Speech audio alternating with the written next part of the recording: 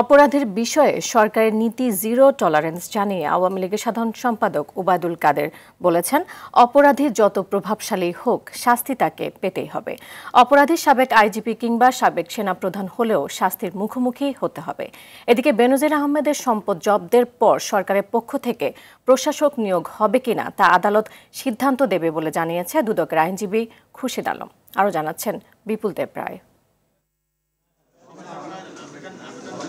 সমসাময়িক বিষয় নিয়ে আওয়ামী লীগের দলীয় কার্যালয়ে সাংবাদিকদের সঙ্গে মতবিনিময় করেন দলটির সাধারণ সম্পাদক ওবায়দুল কাদের।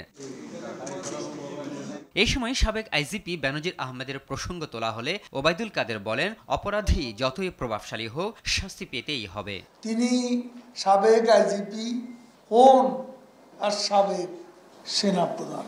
আমাদের দেশের প্রচলিত আইনে অন্যায় যে করবে তাকে শাস্তির কাছে সমর্পণ করা। তিনি বলেন, অপরাধের বিষয়ে সরকারের নীতি জিরো টলারেন্স। বিএনপি অপরাধীদের প্রশ্রয় দিলেও অপরাধীদের অপরাধী হিসেবেই দেখে আওয়ামী লীগ। অপকর্ম অপরাধের শাস্তি পাওয়ার ব্যাপারে সরকার সৎসাহস দেখিয়েছে কিনা, শেখ হাসিনা সরকারের সেই সৎসাহস আছে।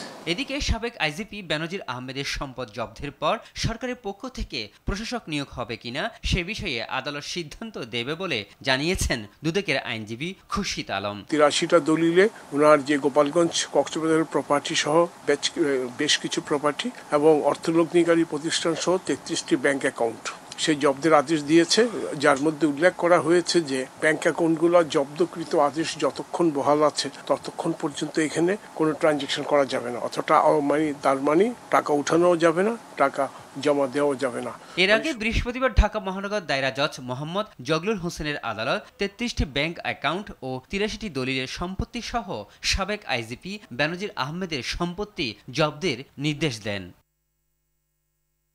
বিপুল দেব রায়, RTV, ঢাকা।